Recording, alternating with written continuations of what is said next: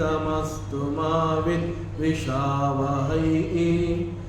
ओम शांति शांति शांति।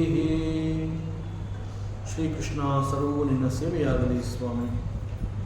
ಎಲ್ಲ ಆಧ್ಯಾತ್ಮ ಬಂಧುಗಳಿಗೂ ನಮಸ್ಕಾರ ಮತ್ತು ಶ್ರೀ ಚಿಕ್ಕಲಿಂಗೇಶ್ವರ ಸ್ವಾಮಿ ದೇವಸ್ಥಾನದ ಜ್ಞಾನಯಜ್ಞ ಶಾಲೆಗೆ ಸ್ವಾಗತ. ಧ್ವನಿ ಗುರುದೇವದಾಗಿರಲಿ, ವಿಚಾರ ಪರಮಾತ್ಮನದಾಗಿರಲಿ, ಹಾಗೂ ಇದು ನನ್ನದಲ್ಲದ ಕರ್ಮವಾಗಲಿ. ಕಠೋಪನಿಷತ್. ಮೊದಲಿಗೆ ಪ್ರಾರ್ಥನೆ. ಓಂ ನಮೋ ಭಗವತೆ ವೈವಸ್ವತಾಯ ಮೃತ್ಯುವೇ ಬ್ರಹ್ಮವಿದ್ಯಾಚಾರ್ಯಾಯ ನಚಿಕೇತಸೇ ಚ.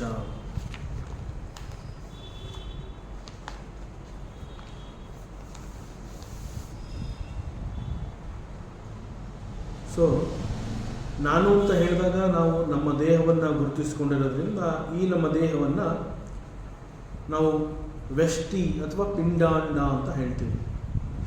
ಸೊ ಈ ಪಿಂಡಾಂಡ ಮತ್ತು ಬ್ರಹ್ಮಾಂಡ ಅನ್ನುವಂಥದ್ದು ಎರಡಕ್ಕೂ ಕೂಡ ಯಾವುದೇ ರೀತಿಯ ವ್ಯತ್ಯಾಸವಿಲ್ಲ. ಆದ್ದರಿಂದ ಮಾಡುವಂತಹ ಕರ್ಮವನ್ನು ಯಜ್ಞಭಾವದಿಂದ ಮಾಡಬೇಕು. ಪಿಂಡಾಂಡ ಬೇರೆ ಅಲ್ಲ, ಬ್ರಹ್ಮಾಂಡ ಬೇರೆ ಅಲ್ಲ, ಎಲ್ಲವೂ ಒಂದೇ ಅಂತಂದಾಗ ನಾವು ಮಾಡುವಂತಹ ಕರ್ಮ ಎಲ್ಲರಿಗಾಗಿ, ಅಲ್ಲಿ ವ್ಯತ್ಯಾಸವೇ ಇಲ್ಲ. ನಾನು ನನ್ನದು, ಇದು ಮತ್ತೊಬ್ಬನದು ಅನ್ನುವಂತಹ ವ್ಯತ್ಯಾಸವೇ ಇಲ್ಲೇ ಇರೋದರಿಂದ ಅದು ಪರಮಾತ್ಮನನ್ನು ತೃಪ್ತಿಪಡಿಸುತ್ತೆ.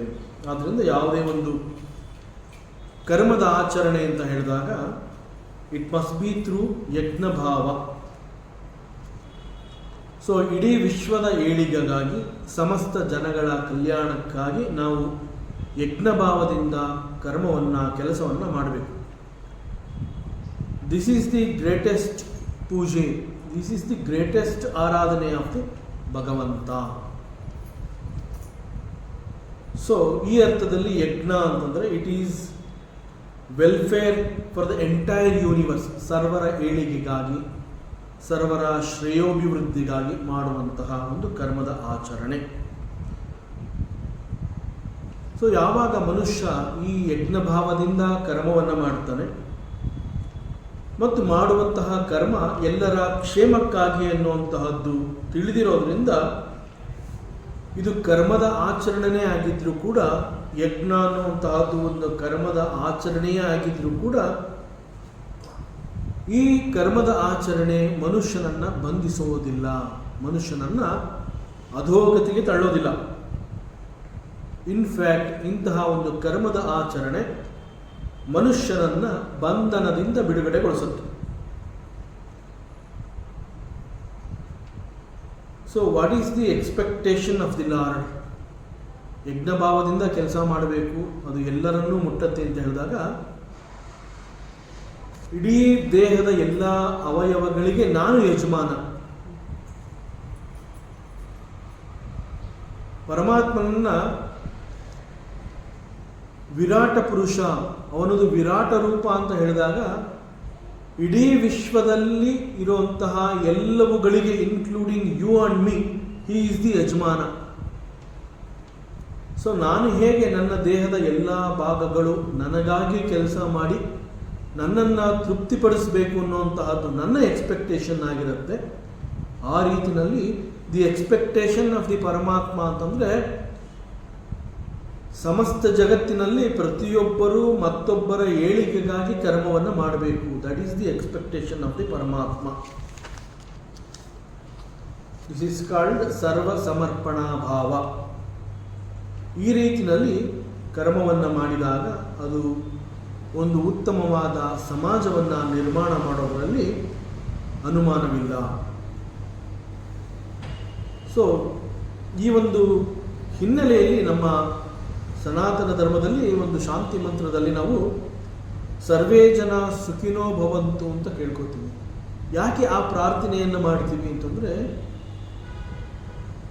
ಆ ಕ್ಷಣದಲ್ಲಿ ನಮಗೆ ಕೆಲವುಗಳು ಗೊತ್ತಾಗೋದಿಲ್ಲ, ನಾನು ಬೇರೆ ಅವನು ಬೇರೆ ಅಂತ ಹೇಳಿದ್ರು ಕೂಡ ಒಂದು ಹಂತದಲ್ಲಿ ಮತ್ತೊಬ್ಬ ಮನುಷ್ಯ ಕಷ್ಟದಲ್ಲಿದ್ದಾಗ, ಅವನು ನೋವಿನಲ್ಲಿ ಚೀರಾಡ್ತಾ ಇದ್ದಾಗ ಅದನ್ನು ಸಹಿಸೋ ಶಕ್ತಿ ನಮಗಿರೋದಿಲ್ಲ. ಸೊ ಒಂದು ಪ್ರೇ ಮಾಡ್ತೀವಿ, ಒಂದು ಪ್ರೇಯರ್, ಭಗವಂತನಲ್ಲಿ ಒಂದು ಪ್ರೇಯರ್ನ ಇಡ್ತೀವಿ, ಸರ್ವೇ ಜನ ಸುಖಿನೋ ಭವಂತು, ಎಲ್ಲರೂ ಚೆನ್ನಾಗಿರಲಿ ಅಂತ. ಸೊ ಎಲ್ಲರೂ ಚೆನ್ನಾಗಿರಲಿ, ಎಲ್ಲರೂ ಚೆನ್ನಾಗಿದ್ದಾಗ ನಾನು ಕೂಡ ಚೆನ್ನಾಗಿರಬಹುದು ಅನ್ನುವಂತಹದ್ದು ನೇರವಾಗಿ ನನಗೆ ಅರ್ಥ ಆಗದೆ ಹೋದರೂ ಕೂಡ ಪ್ರಾರ್ಥನೆಯಲ್ಲಿ ಅಡಗಿರುವಂತಹ ಸತ್ಯ ಇದೇ ಆಗಿದೆ. ಭಗವದ್ಗೀತೆಯ ಕರ್ಮಯೋಗ ಅಂತ ನಾವೇನು ಹೇಳ್ತೀವಿ, the very essence of the karma yoga ಕೂಡ ಇದನ್ನು ತಿಳಿಸುತ್ತೆ, ತ್ಯಾಗ ಬುದ್ಧಿಯನ್ನು ತಿಳಿಸುತ್ತದೆ. ಸೊ ಗೀತೆಯ 3ನೇ ಅಧ್ಯಾಯ ಕರ್ಮಯೋಗದಲ್ಲಿ ದಿಸ್ ತ್ಯಾಗ ಬುದ್ಧಿ is appreciated by the lord. So ನಾನು ಹೇಗೆ ನನ್ನ ದೇಹದ ಎಲ್ಲ ಭಾಗಗಳು ಚೆನ್ನಾಗಿ ಕೆಲಸ ಮಾಡಿ ನನ್ನನ್ನು ತೃಪ್ತಿಪಡಿಸಬೇಕು ಅನ್ನುವಂತಹದ್ದನ್ನು ನಾನು ಆಶಿಸ್ತೀನಿ, ಆ ರೀತಿಯಲ್ಲಿ ಭಗವಂತ ಕೂಡ ನಾವೆಲ್ಲರೂ ಸುಖವಾಗಿರಬೇಕು, ಒಬ್ಬರಿಗೊಬ್ಬರು ಮತ್ತೊಬ್ಬರ ಏಳಿಗೆಗಾಗಿ ಕೆಲಸವನ್ನು ಮಾಡಬೇಕು ಅನ್ನುವಂತಹದ್ದು ಪರಮಾತ್ಮ ಕೂಡ ಆಶಿಸ್ತಾನೆ. ಸೊ ಹೀಗೆ ಮಾಡುವಂತಹ ಕರ್ಮ ಉತ್ತಮವಾಗಿದ್ದಾಗ ಮನಸ್ಸು ಮತ್ತು ಚಿತ್ತ ಅಂತ ನಾವೇನು ಹೇಳ್ತೀವಿ ಅದು ಕೂಡ ಕ್ರಮೇಣ ಪ್ಯೂರ್ ಆಗ್ತಾ ಬರುತ್ತೆ, ನಿರ್ಮಲವಾಗ್ತಾ ಬರುತ್ತೆ, ಪರಿಶುದ್ಧವಾಗ್ತಾ ಬರುತ್ತೆ. ವೇದಾಂತ ತಿಳಿಸ್ತಾ ಇರುವಂತಹದ್ದು ಇದೇ ಸತ್ಯವನ್ನ. ಪ್ಯೂರರ್ ದಿ ಚಿತ್ತ, ಪ್ಯೂರರ್ ದಿ ಮನಸ್ಸು. ಮನಸ್ಸು ಅನ್ನುವಂತಹದ್ದು ಎಷ್ಟು ನಿರ್ಮಲವಾಗಿರುತ್ತೆ, ಎಷ್ಟು ಪರಿಶುದ್ಧವಾಗಿರುತ್ತೆ, ಚಿತ್ತದಲ್ಲಿ ಯಾವುದೇ ರೀತಿಯ ಕಲೆಗಳು ಇಲ್ಲ ಅಂತಂದಾಗ ಅಂತಹ ಒಂದು ಉತ್ತಮವಾದ ಮನಸ್ಸು ತನಗೆ ಬೇಕಾದಂತಹ ಲೋಕವನ್ನು ಸೃಷ್ಟಿ ಮಾಡಿಕೊಡುತ್ತೆ. So that is the power of the ಶುದ್ಧ ಮೈಂಡು. ಇಲ್ಲಿ ಯಮಧರ್ಮರಾಜ ನಚಿಕೇತನಿಗೆ ಅಗ್ನಿವಿದ್ಯೆ ಅಂತ ಹೇಳಿ ಸ್ವರ್ಗವನ್ನು ಹೊಂದುವುದಕ್ಕಾಗಿ ಮಾಡಬೇಕಾಗಿರುವಂತಹ ಒಂದು ಕರ್ಮದ ಆಚರಣೆ, ಇಂತಹ ಕರ್ಮದ ಆಚರಣೆಯನ್ನು ನಾನು ನಿನಗೆ ತಿಳಿಸ್ಕೊಡ್ತೀನಿ. ಇನ್ಫ್ಯಾಕ್ಟ್ ದ ಅಗ್ನಿವಿದ್ಯಾ ಅಂತಂದರೆ ಅದು ಕೂಡ it is nothing but a ಉಪಾಸನೆ. ಅದೊಂದು ರೀತಿಯ ಉಪಾಸನೆ. ಉಪಾಸನೆ ಅಂತಂದ್ರೆ ಏನು? We have to learn to expand our vision. ನಮ್ಮ ದೃಷ್ಟಿಕೋನವನ್ನು ಸಮಗ್ರವಾಗಿ ನಾವು ಬಳಸ್ಕೋಬೇಕಾಗತ್ತೆ. ನಮ್ಮ ದೃಷ್ಟಿಕೋನವನ್ನು ಎಲ್ಲ ಕಡೆ ಇರುವಂತೆ ನಾವು ನೋಡ್ಕೋಬೇಕು ಅಂತಂದರೆ ಇದನ್ನು ಹೇಗೆ ಅರ್ಥ ಮಾಡ್ಕೋಬೇಕು? ಮನಸ್ಸು ಮತ್ತು ಚಿತ್ತ ಅಂತ ನಾವೇನು ಹೇಳ್ತೀವಿ ಅದು ಎಷ್ಟೆಷ್ಟು ನಿರ್ಮಲವಾಗ್ತಾ ಬರುತ್ತೆ, ವ್ಯಕ್ತಿ ಅಷ್ಟಷ್ಟು ಉತ್ತಮವಾದ ಲೋಕವನ್ನು ಹೊಂದುತ್ತಾ ಬರ್ತಾನೆ. ನಾವೇನು ಒಂದು ಸ್ವರ್ಗ, ಇಂದ್ರಲೋಕ, ಬ್ರಹ್ಮಲೋಕ, ಸತ್ಯಲೋಕ, ದೇವಲೋಕ ಅಂತೆಲ್ಲ ಬೇರೆ ಬೇರೆ ಲೋಕಗಳನ್ನು ನಾವು ಕರಿತೀವಿ. ಆಲ್ ದೀಸ್ ಲೋಕಾಸ್, ಈ ಎಲ್ಲ ಲೋಕಗಳು ಕೂಡ ನಥಿಂಗ್ ಬಟ್ ದಿ ಹೈಯರ್ ಲೋಕಾಸ್. ಅವುಗಳೆಲ್ಲ ಹೇಗೆ ಅಂತಂದರೆ it is all available through the ಪರಿಶುದ್ಧವಾದ ಮನಸ್ಸು. ಹೈಯರ್ ದ ವರ್ಲ್ಡ್, ಉತ್ತಮವಾದ ಲೋಕದ ಅನುಭವ ಆಗೋದಾದರೂ ಹೇಗೆ? It is through the purified mind. ಯಾವಾಗ ಮನಸ್ಸು ಪರಿಶುದ್ಧವಾಗುತ್ತೆ ಅದು ನಮಗೆ ಉತ್ತಮವಾದ ಲೋಕವನ್ನು ಸಿಗುವಂತೆ ಮಾಡುತ್ತೆ. It is going to project the ಉತ್ತಮ ಲೋಕ. ಸೊ ಮನಸ್ಸಿನ ಶುದ್ಧತೆ ಆ್ಯಂಡ್ ನಿರ್ಮಲತೆ ಹಂತ ಹಂತವಾಗಿ ಇವಾಲ್ವ್ ಆಗ್ತಾ ಬರುತ್ತೆ. ಮನಸ್ಸು ಪರಿಪೂರ್ಣವಾಗಿ ಬೆಳೀತಾ ಬರುತ್ತೆ. ನಾವೇನು ಒಂದು ಡಿಸ್ಟರ್ಬ್ಡ್ ಮೈಂಡ್ ಅಂತ ಹೇಳ್ತೀವಿ, ಆ ಡಿಸ್ಟರ್ಬ್ಡ್ ಮೈಂಡ್ಗೆ ಶಾಂತಿಯನ್ನು, ಸುಖವನ್ನು ಅನುಭವಿಸುವಂತಹ ಶಕ್ತಿಯನ್ನೇ ಆ ದುರ್ಬಲವಾದ ಮನಸ್ಸು ಹೊಂದಿರೋದಿಲ್ಲ. ಮನಸ್ಸಿನಲ್ಲಿ ಏನೋ ಒಂದು ಕಸಿಬಿಸಿದೆ, ತೊಂದರೆ ಇದೆ, ಮನಸ್ಸು ಕುಣಿತಾ ಇದೆ ಅಂತಂದಾಗ it can never experience the ಸುಖ.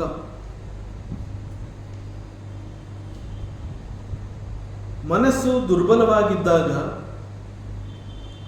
ಮನಸ್ಸಿನಲ್ಲಿ ಚಂಚಲತೆ ಇದ್ದಾಗ, ಮನಸ್ಸು ಕುಣಿತಾ ಇದ್ದಾಗ ಆ ಮನಸ್ಸಿಗೆ ಸಿಗುವಂತಹ ಲೋಕ is nothing but the Naraka. That we call ಹಿಂಸೆ. ಈ ಹಿಂಸೆಯನ್ನು ನಾನು ತಡೆಯೋಕ್ಕಾಗ್ತಾ ಇಲ್ಲ, ಈ ಸಂಕಟ ನನಗೆ ಬೇಡ, ಇದು ತುಂಬ ನೋವು ಅಂತಂದರೆ ಆ ಸಂದರ್ಭದಲ್ಲಿ ನಮ್ಮ ಮನಸ್ಸಿನ ತನ್ನ ಪರಿಶುದ್ಧತೆಯನ್ನು ಕಳ್ಕೊಂಡು ಅದು ದುರ್ಬಲವಾಗಿರುತ್ತೆ. ಮನಸ್ಸು ದುರ್ಬಲವಾಗಿದ್ದಾಗ ಅದಕ್ಕೆ ಉತ್ತಮ ಲೋಕ ಸಿಗದೇ ಇರೋದರಿಂದ, ಶಾಂತಿಯನ್ನು ಅನುಭವಿಸುವ ಪ್ರಯತ್ನವನ್ನು ಮಾಡದೇ ಇರುವುದರಿಂದ ಅದರ ಕಣ್ಣಿಗೆ, ಮನಸ್ಸಿನ ಕಣ್ಣಿಗೆ ಅಥವಾ ನಮಗೆ ಆಗುವಂತಹ ಅನುಭವ ಈಸ್ ಹಿಂಸೆ. ದಟ್ ಹಿಂಸಾ ಲೋಕ ಈಸ್ ಕಾಲ್ಡ್ ದಿ ನರಕ.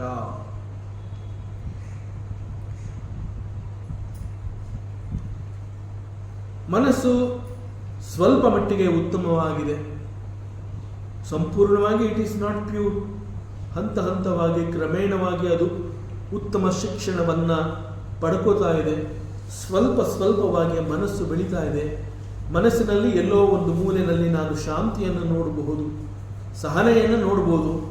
ನನ್ನಲ್ಲೂ ಕೂಡ ಸ್ವಲ್ಪ ಮಟ್ಟಿಗೆ ತಾಳ್ಮೆ ಇದೆ, ನಾನು ಮತ್ತೊಬ್ಬನನ್ನು ಸಹಿಸಬಹುದು, ನನ್ನ ಜೊತೆ ಅವನನ್ನು ನಾನು ಬಿಟ್ಕೋತೀನಿ.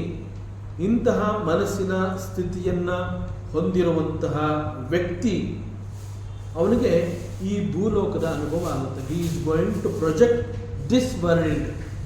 ಈ ಲೋಕದ ಅನುಭವ ಆಗುತ್ತೆ. ಮನಸ್ಸು ಪರಿಶುದ್ಧವಾಗ್ತಾ ಬಂದು ಉತ್ತಮವಾದ ಕರ್ಮದ ಆಚರಣೆಗಳನ್ನು ಮಾಡ್ತಾ ಸತ್ಕರ್ಮಗಳ ಮೂಲಕ ಸಾಕಷ್ಟು ಪುಣ್ಯವನ್ನು ಸಂಪಾದನೆ ಮಾಡ್ತಾ ಹೋದಾಗ ಮನಸ್ಸು ತನ್ನನ್ನು ತಾನು ಸರಿಪಡಿಸ್ಕೊತಾ ಬಂದು ಇಟ್ ಕ್ಯಾನ್ ಪ್ರೊಜೆಕ್ಟ್ ದಿ ಸ್ವರ್ಗಲೋಕ. ಸ್ವರ್ಗಲೋಕವನ್ನು ಸೃಷ್ಟಿ ಮಾಡಿಕೊಳ್ಳುವಂತಹ ಶಕ್ತಿಯನ್ನು ಮನಸ್ಸು ಸಂಪಾದನೆ ಮಾಡಿರುತ್ತೆ. ಸ್ವರ್ಗಲೋಕ ಅಂತ ಹೇಳಿದಾಗ what is the nature of the ಸ್ವರ್ಗಲೋಕ? ಸ್ವರ್ಗಲೋಕದ ಸ್ವಭಾವ ಅಂತಂದ್ರೆ ಏನು? ಸ್ವರ್ಗಲೋಕ ಅಂತಂದ್ರೆ it is full of joy. ಸಂತೋಷದ ವಿನಃ ಆನಂದವನ್ನು ಹೊರತುಪಡಿಸಿ ಅಲ್ಲಿ ದುಃಖ ಅನ್ನುವಂತಹದ್ದಿಲ್ಲ. ಸ್ವರ್ಗದಲ್ಲಿ ಹಸಿವು ಮತ್ತು ಬಾಯಾರಿಕೆ ಎನ್ನುವಂತಹ ಅನುಭವ ಆಗೋದಿಲ್ಲ. ಸ್ವರ್ಗದಲ್ಲಿ ದೇಹಕ್ಕೆ ಅನಾರೋಗ್ಯ ಆಗೋದಿಲ್ಲ, ಮುಪ್ಪು ಆವರಿಸುವುದಿಲ್ಲ, and there is no death. ಸ್ವರ್ಗಲೋಕದಲ್ಲಿ ಮರಣ ಅನ್ನುವಂತಹದ್ದಿಲ್ಲ. This is the nature of the ಸ್ವರ್ಗಲೋಕ. ಬಟ್ ಸ್ವರ್ಗಲೋಕ ಎಲ್ಲಿವರೆಗೆ ನಾವು ಪುಣ್ಯದ ಗಂಟನ್ನು ನಾವು ಇಟ್ಕೊಂಡಿರ್ತೀವಿ ಅಲ್ಲಿವರೆಗೆ ಸ್ವರ್ಗಲೋಕದ ಅನುಭವ ನಮ್ದಾಗತ್ತೆ. ಮರಣವಿಲ್ಲ ಅಂತ ಹೇಳಿದಾಗ ಒಂದು ವೇಳೆ ಯಾವ ಕ್ಷಣದಲ್ಲಿ ನಾವು ಸಂಪಾದಿಸಿದಂತಹ ನಮ್ಮ ಪುಣ್ಯದ ಮೂಟೆ ಕರಗಿ ಹೋಗುತ್ತೆ, ಆಗ ಸ್ವರ್ಗಲೋಕದಿಂದ ನಾವು ಮತ್ತೆ ಈ ಒಂದು ಮರ್ತ್ಯಲೋಕಕ್ಕೆ ನಾವು ಬರಲೇಬೇಕು. ದಟ್ ಮೀನ್ಸ್ ನಾವು ಮತ್ತೆ ಹುಟ್ಟುತ್ತೀವಿ ಅಂತ. ನಮಗೆ ಅಲ್ಲಿ ಮರಣವಿಲ್ಲ ಅಂತಂದ್ರೆ ಅಲ್ಲಿ ಅನುಭವಿಸಬೇಕಾದಂತಹ ಅಷ್ಟು ಸುಖಗಳನ್ನು ಅನುಭವಿಸಿ ಆಯಿತು. ಸಂಪಾದನೆ ಮಾಡಿದಂತಹ ಅಷ್ಟು ಪುಣ್ಯ ಖಾಲಿ ಆಯಿತು. ಆಗ ಅಲ್ಲಿ ನಮಗೆ ಉಳ್ಕೊಳ್ಳೋದಕ್ಕೆ ಜಾಗ ಇಲ್ಲ. We have to come back. ನರಕಲೋಕ, ಭೂಲೋಕ ಮತ್ತು ಸ್ವರ್ಗಲೋಕ ಅಂತ ನಾವೇನು ಹೇಳ್ತೀವಿ, ಈ ಸ್ವರ್ಗಲೋಕಕ್ಕಿಂತ ಕೂಡ ಹಲವಾರು ಉತ್ತಮವಾದ ಲೋಕಗಳಿದೆ. ಆ ಉತ್ತಮವಾದ ಲೋಕಗಳ ದರ್ಶನ ಹೇಗೆ, ಆ ಲೋಕಗಳಿಗೆ ಹೇಗೆ ಪ್ರವೇಶವನ್ನು ನಾವು ಪಡೆಯುವಂತಹದ್ದು, it again depends on our purity of the mind. ನಮ್ಮ ಮನಸ್ಸು ಎಷ್ಟು ನಿರ್ಮಲವಾಗಿರುತ್ತೆ ಅದಕ್ಕೆ ತಕ್ಕಂತಹ ಲೋಕವನ್ನು ನಮ್ಮ ಮನಸ್ಸು ನಮಗಾಗಿ ಸೃಷ್ಟಿ ಮಾಡಿಕೊಟ್ಟು ಆ ಲೋಕದ ದರ್ಶನವನ್ನು ನಮಗೆ ಮಾಡಿಸುತ್ತೆ. ಸೊ ನಾವು ಆ ಲೋಕಕ್ಕೆ ಹೋಗ್ತಾ ಇದ್ದೀವಿ ಅಂತಲ್ಲ, ಆ ಲೋಕವೇ ನಮಗಾಗಿ ಇಳಿದು ಬರುತ್ತೆ. ಅಂತಹ ಶಕ್ತಿ ನಮ್ಮ ಮನಸ್ಸಿಗೆ ಹೊಂದಿದೆ.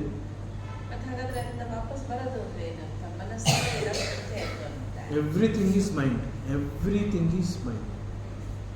ಅದು ಬಿಟ್ಟು ಬೇರೆ ಇರಬೇಕು. ಎಸ್, ಅದನ್ನ ಎಕ್ಸಾಕ್ಟ್ಲಿ ಅಲ್ಲೇನು ಅಂತಂದ್ರೆ ಭಗವಂತ ಗೀತೆಯಲ್ಲಿ ಕೂಡ ಅದೇ ಹೇಳ್ತಾನೆ.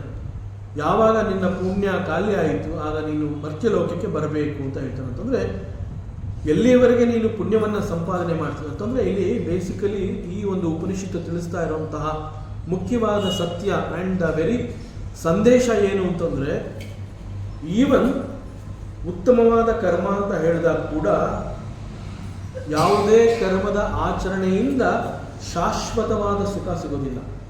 ಇಟ್ ಈಸ್ ಎ ಪುಣ್ಯ, ಯು ಹ್ಯಾವ್ ಡನ್ ಪುಣ್ಯವನ್ನು ಸಂಪಾದನೆ ಮಾಡಿದೆಯಾ, but it is not ultimate. What is ultimate ಅದು ಮುಂದೆ ಬರುತ್ತೆ.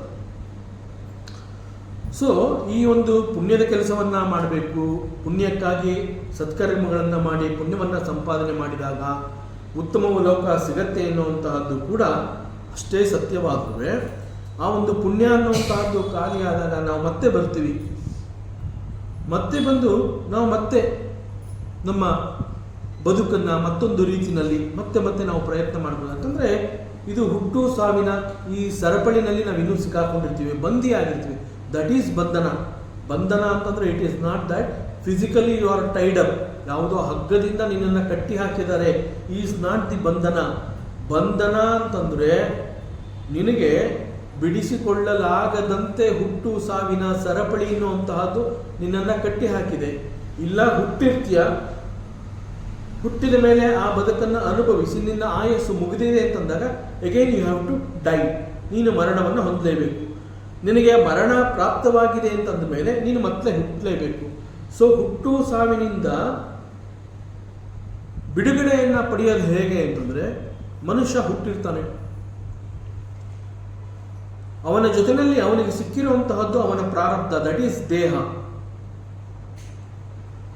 ಈಸ್ ದಿ ಪ್ರಾರಬ್ಧ ಫಲ.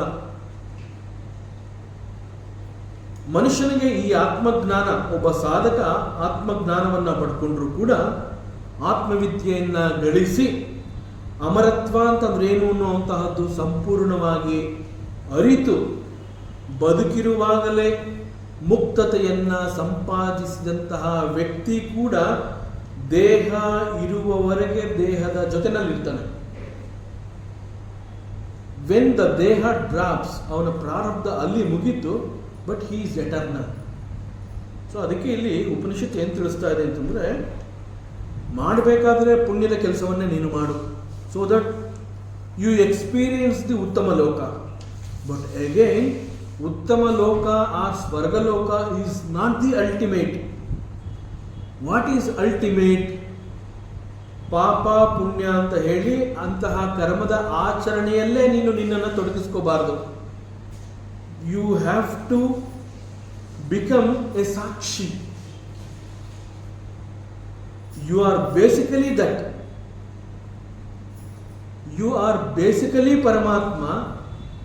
ಬಿಕಾಸ್ ಆಫ್ ದಿ ಅಜ್ಞಾನ ನಿನ್ನನ್ನು ನೀನು ದೇಹದೊಂದಿಗೆ ಗುರುತಿಸಿಕೊಂಡು ನಾನು ಈ ಜೀವ, ನಾನು ಈ ಮನುಷ್ಯ ಅಂತ ಹೇಳಿ ಕ್ಷಣಿಕ ಸುಖಕ್ಕಾಗಿ, ಸ್ವಲ್ಪವೇ ಸುಖಕ್ಕಾಗಿ ಇಲ್ಲಿಯ ವೈಭೋಗಗಳನ್ನು ಅನುಭವಿಸುವ ಸಲುವಾಗಿ ಅನೇಕ ಕರ್ಮಗಳಲ್ಲಿ ತನ್ನನ್ನು ತಾನು ತೊಡಗಿಸ್ಕೊತಾನೆ.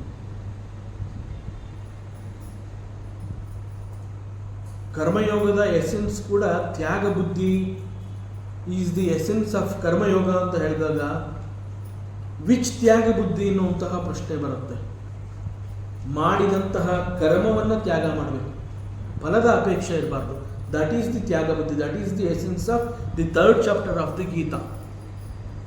ಸೊ ಇಲ್ಲಿ ಹಂತ ಹಂತವಾಗಿ ಮನಸ್ಸನ್ನು ಪರಿಶುದ್ಧತೆ ಮಾಡಿಕೊಳ್ಳುವ ಮೂಲಕ ಅನೇಕ ಉತ್ತಮವಾದ ಲೋಕಗಳನ್ನು ಕೂಡ ಮನಸ್ಸು ಹೊಂದುವಂತಹ ಶಕ್ತಿಯನ್ನು ಅದು ಸಂಪಾದನೆ ಮಾಡುತ್ತದೆ.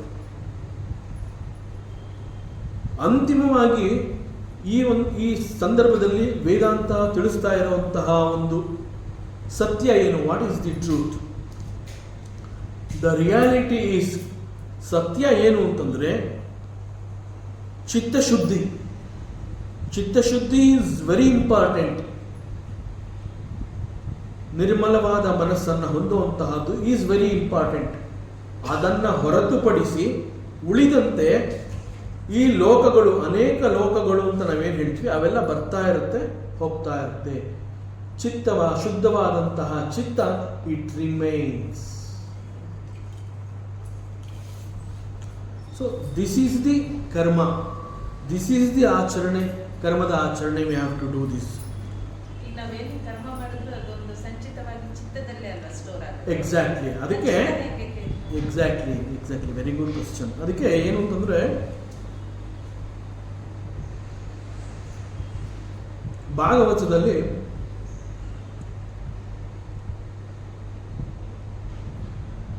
ಒಂದು ಕಡೆ ಪರಮಾತ್ಮ ಉಪದೇಶ ಮಾಡ್ತಾನೆ.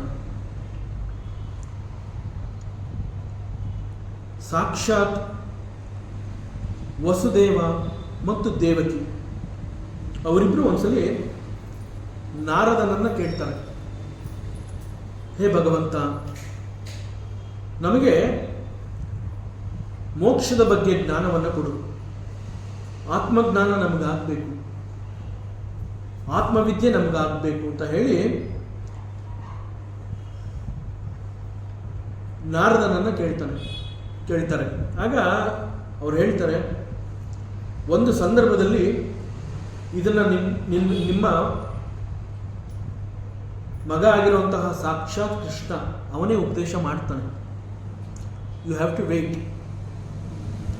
ಸೊ ಇದು ನಾನು ಹೇಳುವಂತಹದ್ದಲ್ಲ, ಕೃಷ್ಣನೇ ಉಪದೇಶ ಮಾಡ್ತಾನೆ, ನಾಟ್ ಟು ವರಿ ಅಂತ ಹೇಳ್ತಾನೆ. ಮುಂದೆ ಪರಮಾತ್ಮ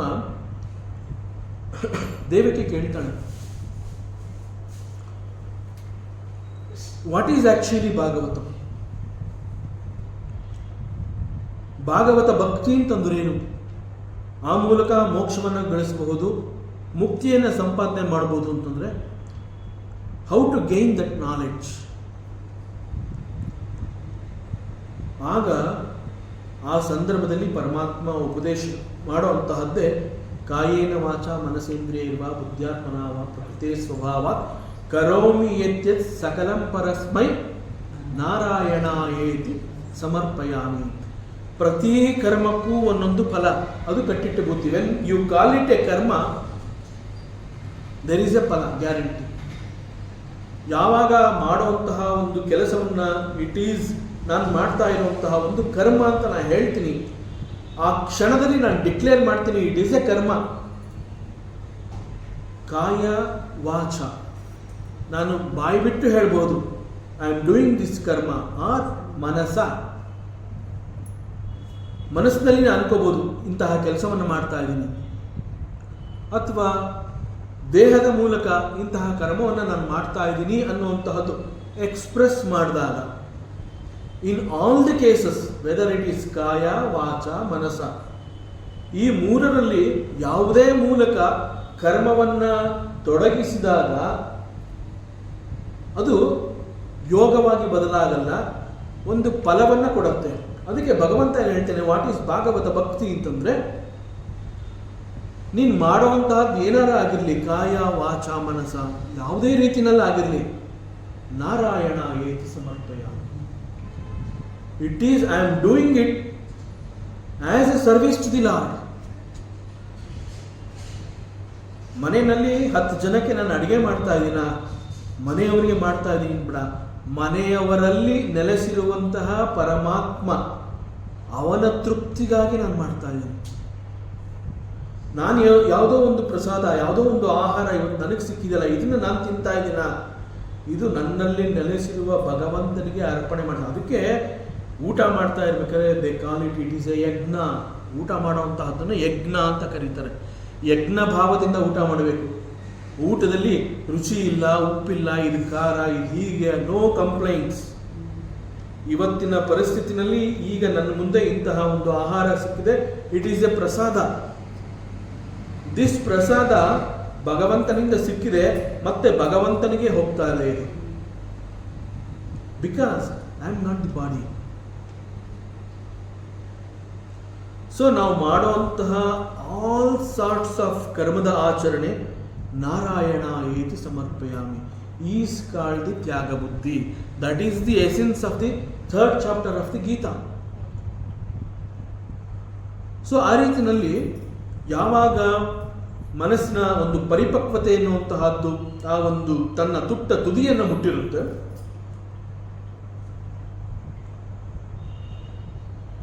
ಪ್ರಶಾಂತವಾದ ಮನಸ್ಸು, ಪರಿಶುದ್ಧವಾದ ಮನಸ್ಸು ಕ್ಲೀನ್ ಮೈಂಡ್ ಅಂತ ನಾವು ಏನು ಹೇಳ್ತೀವಿ ಅಥವಾ ಅದನ್ನು ಯಾವ ರೀತಿ ಅರ್ಥ ಮಾಡ್ಕೋತೀವಿ ಅದೊಂದನ್ನು ಹೊರತುಪಡಿಸಿ ಚಿತ್ತದಲ್ಲಿ ಯಾವುದೇ ಕಲೆಗಳಿಲ್ಲ. That is the readiness, that is the ಸಿದ್ಧವಾದ ಮನಸ್ಸು. ಆ ಸಿದ್ಧವಾದ ಮನಸ್ಸು ಆ ಕ್ಷಣದಲ್ಲಿ ಅಲ್ಲಿ ಬಂದು ಹೋಗ್ತಾ ಇರುವಂತಹ ಲೋಕಗಳನ್ನು ನೋಡ್ತಾ ಇರುತ್ತೆ. ಆಸ್ ಎ ಸಾಕ್ಷಿ ಮನಸ್ಸು, ಪರಿಶುದ್ಧವಾದ ಮನಸ್ಸು, ಇಟ್ ರಿಮೈನ್ಸ್ ದೇರ್. ಬಟ್ ಉಳಿದಂತೆ ಆ ಲೋಕಗಳು ಬರ್ತಾ ಇರುತ್ತೆ, ಹೋಗ್ತಾ ಇರುತ್ತೆ. ಸೊ ಈ ರೀತಿಯಲ್ಲಿ ಕರ್ಮವನ್ನು ಮಾಡೋದಕ್ಕೆ ನಾವು ನಮ್ಮ ಶ್ರಮವನ್ನು ಹಾಕಬೇಕು.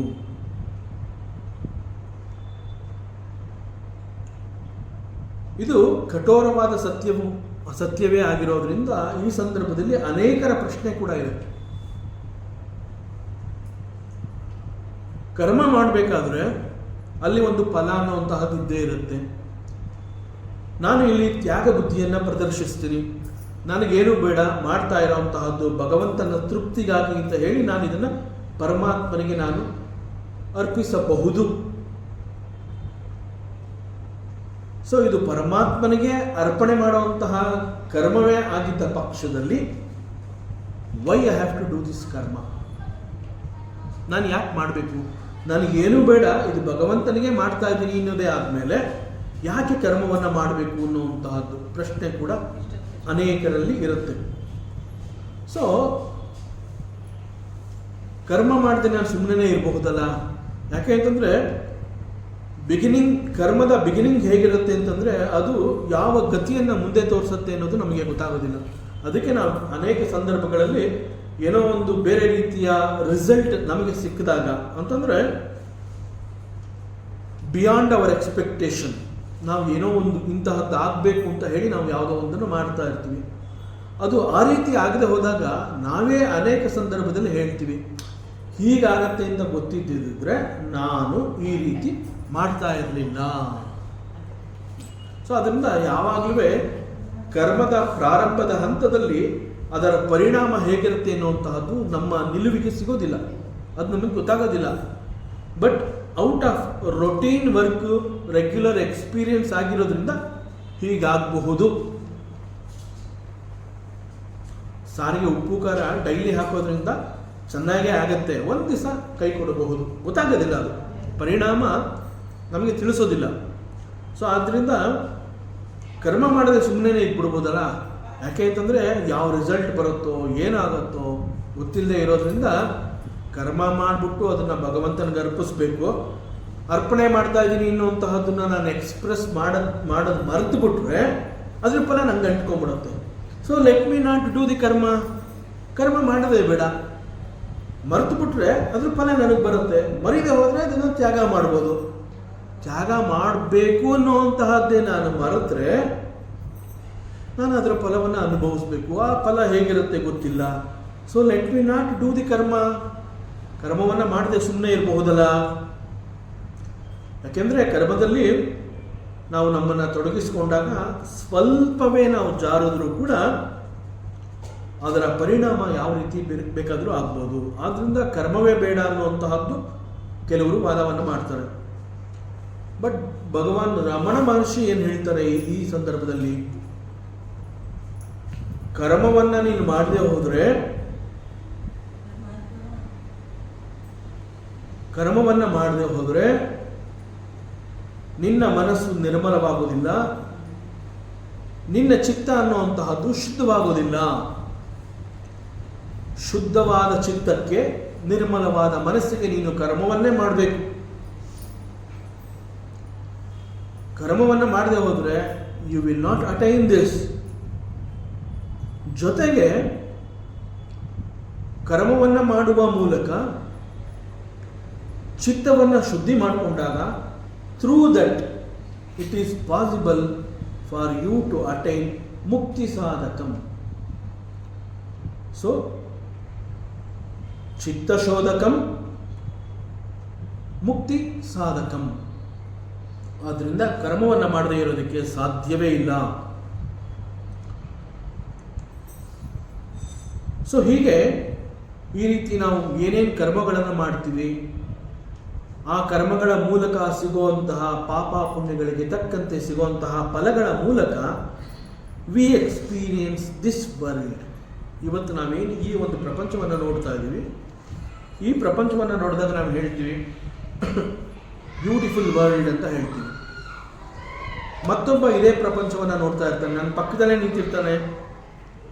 ನಾನು ಹೇಗೆ ಪ್ರಪಂಚವನ್ನು ನೋಡ್ಬಿಟ್ಟು ಬ್ಯೂಟಿಫುಲ್ ವರ್ಲ್ಡ್ ಅಂತ ಹೇಳ್ತೀನಿ, ನನ್ನ ಪಕ್ಕದಲ್ಲಿ ನಿಂತಿರೋನಂತಾನೆ ಇಟ್ಸ್ ಎ ಹೆಲ್. ಪ್ರಪಂಚ is the same for me and for the other person. ಇಲ್ಲಿ ವ್ಯತ್ಯಾಸಗಳು ಕಂಡು ಬಂದಿದ್ದು ಹೇಗೆ? ಒಂದು ಬ್ಯೂಟಿಫುಲ್ ಪ್ರಪಂಚ, ಮತ್ತೊಂದು ಹೆಲ್ ಅನ್ನುವಂತಹದ್ದು ಹೇಗೆ ಬಂತು? Because of the experience gained through the ಕರ್ಮ ಫಲಾಸ್.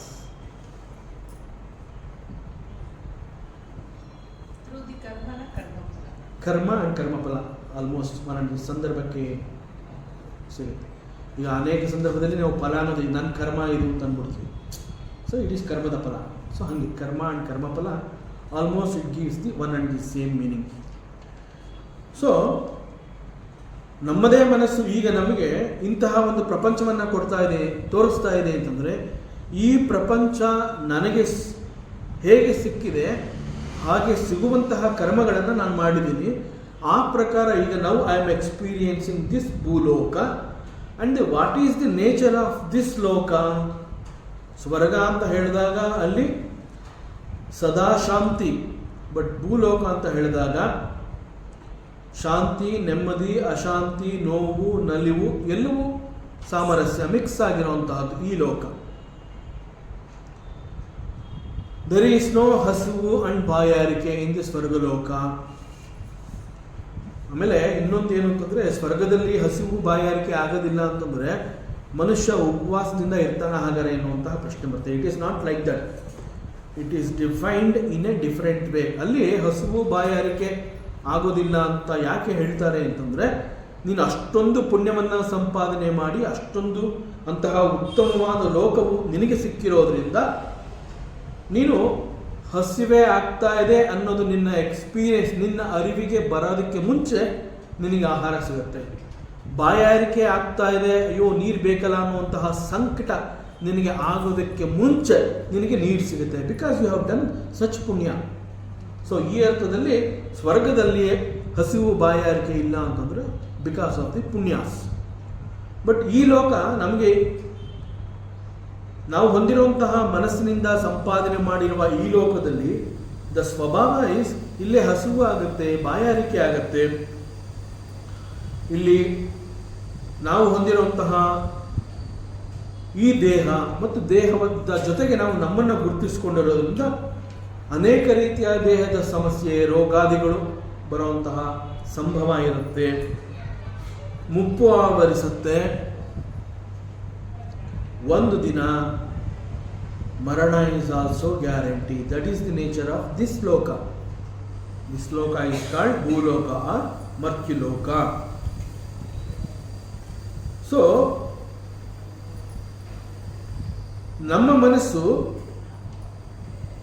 ಹಸಿವು, ಬಾಯಾರಿಕೆ, ರೋಗ, ಮುಪ್ಪು, ಮರಣವನ್ನು ಕೊಡುವಂತಹ ಲೋಕವನ್ನು ಈ ಮನಸ್ಸು ನನಗೆ ದರ್ಶನವನ್ನು ಮಾಡಿಸ್ತಾ ಇದೆ ಅಂತಂದರೆ, ಈಗ ಆಗ್ತಾ ಇರುವಂತಹ ದರ್ಶನಕ್ಕಾಗಿ ನಾನು ಮಾಡಿದಂತಹ ಕರ್ಮಗಳಿಗಿಂತ ಉತ್ತಮವಾದ ಕರ್ಮವನ್ನು ಮಾಡಿ ಒಂದು ಪಕ್ಷ ನನ್ನ ಮನಸ್ಸನ್ನು ಮತ್ತಷ್ಟು ಪಡಿಸಿಕೊಂಡ ಪಕ್ಷದಲ್ಲಿ the same mind can prepare a ಸ್ವರ್ಗಲೋಕ ಫಾರ್ ಮೀ. ಸೊ ಭಗವಂತ ಗೀತೆನಲ್ಲಿ ಇದೇ ಮಾತು ಹೇಳಿದಾನೆ.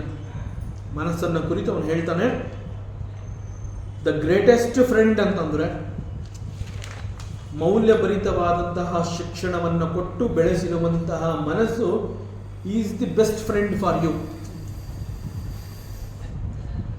ಅಶಿಕ್ಷಣದ ಮೂಲಕ ಮನಸ್ಸನ್ನು ದುರ್ಬಲಗೊಳಿಸಿ ಶಕ್ತಿಹೀನವಾದಂತಹ ಮನಸ್ಸೇ ನಿನ್ನ ವೈರಿ.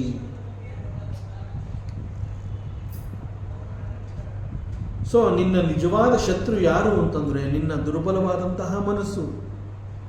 ನಿನ್ನ ನಿಜವಾದ ಮಿತ್ರ ಯಾರು, ಸ್ನೇಹಿತ ಯಾರು ಅಂತಂದರೆ ಮೌಲ್ಯಭರಿತವಾದ ಮನಸ್ಸನ್ನು ನೀನು ಸಿದ್ಧಪಡಿಸಿಕೊಂಡಿಯಲ್ಲ, that is your best friend. So ಪರಮಾತ್ಮ ಈ ರೀತಿ ಒಂದು ಸಂದೇಶವನ್ನು ಕೊಡ್ತಾ ಇದ್ದಾನೆ ಅಂತಂದರೆ what we have to understand, take care of your mind, watch your mind, that is the ಸಂದೇಶ. ಇಷ್ಟೊಂದು ಎಕ್ಸಾಂಪಲ್ಸ್ನ ಕೊಟ್ಟು, ಇಷ್ಟೊಂದು, ಅದು ಯುದ್ಧ ಭೂಮಿನಲ್ಲಿ ಎಷ್ಟು ಆತಂಕಗಳ ನಡುವೆ ಇಂತಹ ಒಂದು ಉಪದೇಶವನ್ನು ಕೊಟ್ಟಿದ್ದಾನೆ ಅಂತಂದರೆ we have to take care of our mind, we have to watch our mind. ಯಾವ ಆಲೋಚನೆ ನನ್ನಲ್ಲಿ ನಡೀತಾ ಇದೆ ಅದನ್ನು ಒಳಗೆ ಬಿಟ್ಕೊಂಡ್ರೆ ಅದರ ಪರಿಣಾಮ ಏನಾಗಬಹುದು, ಇಂತಹದ್ದು ಬೇಕಾ ಬೇಡವಾ ಅಂತಂದರೆ ಕೂಡಲೇ ಮನಸ್ಸಿನ ಆವರಣದಿಂದ ಆ ಒಂದು ಆಲೋಚನೆಯನ್ನು ಕಿತ್ತಿ ಎಸಿಬೇಕು ನಾವು. To that extent we have to grow. ಇಂತಹ ಯೋಚನೆ ನನಗೆ ಬೇಡ ಅಂತ ಗೊತ್ತಾದಾಗ ಆ ಯೋಚನೆಯನ್ನು ನಾನು ಪಕ್ಕಕ್ಕಿಡುವಷ್ಟು ಸಾಮರ್ಥ್ಯವನ್ನು ನಾನು ಬೆಳೆಸ್ಕೊಂಡಿರಬೇಕು. ಅಂತಹ ಶಿಕ್ಷಣವನ್ನು ಮನಸ್ಸಿಗೆ ನಾನು ಕೊಡಬೇಕು. That is called the training of the mind. You have to train your mind. How to train the mind? Through yoga. Yoga ಅಂತಂದರೆ ಅನೇಕ ರೀತಿಯ ಶಿಕ್ಷಣಗಳನ್ನು ಕೊಡುವಂತಹದ್ದು, ಧ್ಯಾನವನ್ನು ಮಾಡುವಂತಹದ್ದು, ಪ್ರತಿನಿತ್ಯದಲ್ಲಿ ಭಗವಂತನನ್ನು ಪೂಜೆ ಮಾಡುವಂತಹದ್ದು, ಪ್ರೀತಿ ಮಾಡುವಂತಹದ್ದು, ಮತ್ತೊಬ್ಬ ದುರ್ಬಲ ವ್ಯಕ್ತಿಗೆ ಸಹಾಯವನ್ನು ಮಾಡುವಂತಹದ್ದು. These are all yogas. ಪರಮಾತ್ಮನ ಪೂಜೆ. ಈ ರೀತಿ ಮಾಡುವ ಮೂಲಕ ನಿನ್ನ ಮನಸ್ಸನ್ನು ನೀನು ಉತ್ತಮಪಡಿಸ್ಕೋಬಹುದು ಅಂತ ಹೇಳ್ತಾನೆ. ಸೊ ಇಲ್ಲಿ ಆಚಾರ್ಯ ಶಂಕರರು ಈ ಹಂತದಲ್ಲಿ ನಮಗೆ ಅನೇಕ ತಿರುವುಗಳ ಮಧ್ಯೆ ಕೊಟ್ಟಂತಹ ಭಾಷ್ಯವನ್ನು ನಾವು ಅನುಸರಿಸಿದಾಗ, ಬ್ರಹ್ಮಜಜ್ಞಂ ಅನ್ನುವಂತಹದ್ದನ್ನು ಕೂಡ ಅವರು ಹೇಳಿದಾಗ, ಬ್ರಹ್ಮ ಬ್ರಹ್ಮಜ ಬ್ರಹ್ಮಜಜ್ಞಂ. ಸೊ ಆಚಾರ್ಯರಲ್ಲಿ ಏನು ಹೇಳ್ತಿದ್ದಾರೆ? You have to worship the supreme lord. ಭಗವಂತನನ್ನ ಪೂಜೆ ಮಾಡುವಂತಹ ಅವಕಾಶವನ್ನು ನೀನು ಮಿಸ್ ಮಾಡಿಕೊಳ್ಳೇಬಾರದು. ಪ್ರತಿನಿತ್ಯ ಎಷ್ಟು ಸಮಯ ಸಾಧ್ಯವೋ ಅಷ್ಟು ಸಮಯ ನಿನ್ನ ಇಷ್ಟ ದೈವದ ಎದುರುಗಡೆ ಕೂತ್ಕೊಂಡು ನೀನು ಅವನನ್ನು ಪೂಜೆ ಮಾಡಿ, ಆರಾಧನೆ ಮಾಡಿ, ಅವನನ್ನು ಪ್ರೀತಿ ಮಾಡು. ನಿನ್ನ ಭಗವಂತ ನಿನ್ನ ಇಷ್ಟ ದೈವ. ನಿನ್ನ ಇಷ್ಟ ದೈವ ಯಾರು ಅಂತ ಹೇಳಿ ಅವನಿಗೆ ಆಕಾರವನ್ನು ಕೊಟ್ಟಿರೋದು ಬೇರೆ ಯಾರೂ ಅಲ್ಲ, ಆ ಪರಮಾತ್ಮ ಕೂಡ ಅಲ್ಲ. ನೀನೇ ನಿನ್ನ ಇಷ್ಟ ದೈವ. ಇಂತಹವನು ಶಿವ ಅಂದ್ರೆ ಹೀಗಿರ್ತಾನೆ ಅಂತ ಆ ಶಿವನಿಗೆ ಆಕಾರವನ್ನು ಕೊಟ್ಟಿರುವಂತಹದ್ದು ಯಾರು? ನಾವೇ ಶಿವನಿಗೆ ರೂಪವನ್ನು ಕೊಟ್ಟು ಇವನನ್ನ ನನ್ನ ಇಷ್ಟ ದೈವ ಅಂತ ಹೇಳಿ ಅವನನ್ನು ಪೂಜೆ ಮಾಡೋದಿಲ್ಲ ಅಂತಂದ್ರೆ ಹೇಗೆ? ಸೊ ಅದಕ್ಕೆ ಆಚಾರ್ಯರು ಹೇಳ್ತಾರೆ, ಡೋಂಟ್ ಮಿಸ್ ದಟ್ ಆಪರ್ಚುನಿಟಿ. ಪೂಜೆ ಮಾಡುವಂತಹ ಅವಕಾಶವನ್ನು ನೀನು ಕಳ್ಕೊಳ್ಳೇಬೇಡ. ಎಷ್ಟು ಸಾಧ್ಯವೋ ಅಷ್ಟು ಪೂಜೆ ಮಾಡು ನೀನು. So worship that supreme lord. ಬ್ರಹ್ಮಜಜ್ಞಂ. ಬ್ರಹ್ಮಜ ಅಂತಂದ್ರೆ ಹಿ ಇಸ್ ದಿ ಸರ್ವಜ್ಞ, he is the supreme lord, and he is the ವಿರಾಟ ಪುರುಷ. ಅಂಡ್ ಸಚ್ ಎ ವಿರಾಟ ಪುರುಷ ಹಿ ಇಸ್ ಕಾಲ್ಡ್ ದೇವಂ. ಹಿ ಇಸ್ ದೇವಂ. ದೇವಂ ಅಂದ್ರೇನು? ದ್ಯೂತನಾಥ್ ದೇವಃ. ದ್ಯೂತನ ಅಂತಂದ್ರೇನು? ಬೆಳಗ್ತಾ ಇರುವಂತಹ ದೀಪವನ್ನ ದ್ಯೂತನ ಅಂತ ಹೇಳ್ತಾರೆ. ಒಂದು ದೀಪ ಬೆಳಗ್ತಾ ಇದೆ ಅಂತಂದ್ರೆ ನಮ್ಮ ಬದುಕಿನಲ್ಲಿ ಅದು ಒಂದು ಆಶಾ ಕಿರಣ, ಒಂದು ಭರವಸೆಯನ್ನು ಕೊಡ್ತಾ ಇದೆ ಅಂತ. ಅದಕ್ಕೆ ದೀಪವನ್ನು ನೋಡಿದಾಗ ಯಾಕೆ ನಮ್ಮ ಮನಸ್ಸಿಗೆ ಅಷ್ಟು ಬೇಗ ಶಾಂತಿ ಸಿಗುತ್ತೆ? ಯಾಕೆ ದೇವರ ಮುಂದೆ ನಾವು ದೀಪ ಹಚ್ತೀವಿ ಅಂತಂದರೆ, ಬಿಕಾಸ್ ದಟ್ ದೀಪ symbolizes that it is nothing but the god. You are seeing the god through ದೀಪ, ಬಿಕಾಸ್ ಹಿ ಈಸ್ ದೇವಂ, ಹಿ ಈಸ್ ದ್ಯೂತನ. ಬೆಳಗ್ತಾ ಇರುವಂತಹ ದೀಪ ಅವನು. ನಾಥ್ ಅಂತಂದ್ರೆ ಹಿ ಈಸ್ ದಿ ಒಡೆಯ, he is the master. So ದೇವ ಅಂತಂದ್ರೆ ದಿವ್ಯತೆಯಿಂದ ಕೂಡಿರುವಂತಹವನು ಈಸ್ ದೇವ. ಅಂಡ್ ಹೂ ಈಸ್ ದಿಸ್ ದೇವ? He is the supreme lord. He is the supreme lord. He is the very consciousness which is in you. So this ದೇವ, he is ಈಡ್ಯಂ. ಈಡ್ಯಂ ಅಂದ್ರೇನು? ವರ್ಷಿಪ್ಫುಲ್. ಭಗವಂತನನ್ನು ಯಾಕೆ ಪೂಜೆ ಮಾಡಬೇಕು ಅಂತಂದರೆ, ಹಿ ಈಸ್ ಪೂಜಾರ್ಹ. ಪೂಜೆಗೆ ಯೋಗ್ಯನಾದವನು ಭಗವಂತ. ಹೀಸ್ ಸ್ತೋತ್ರಾರ್ಹ, ಸ್ತುತಿ ಮಾಡೋದಕ್ಕೆ ಯೋಗ್ಯನಾದವನು ಭಗವಂತ.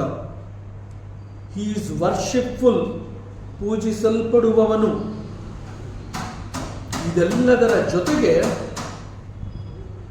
ನಾವೇನು ನಮ್ಮ ಎಕ್ಸಿಸ್ಟೆನ್ಸ್ ಅಂತ ಹೇಳ್ತೀವಿ, ನಮ್ಮೆಲ್ಲ ಇರುವಿಕೆಗೆ ಮುಖ್ಯ ಕಾರಣವೇ ಪರಮಾತ್ಮ. So he is everything in our life. ನನ್ನ ಜೀವನ, ನನ್ನ ಬದುಕು ಅಂತ ನಾ ಹೇಳಿದಾಗ ಆ ಬದುಕಿನಲ್ಲಿ ಅವನಿಗೆ ಎಲ್ಲವೂ ಆಗಿರುವಂಥ ಅವನು.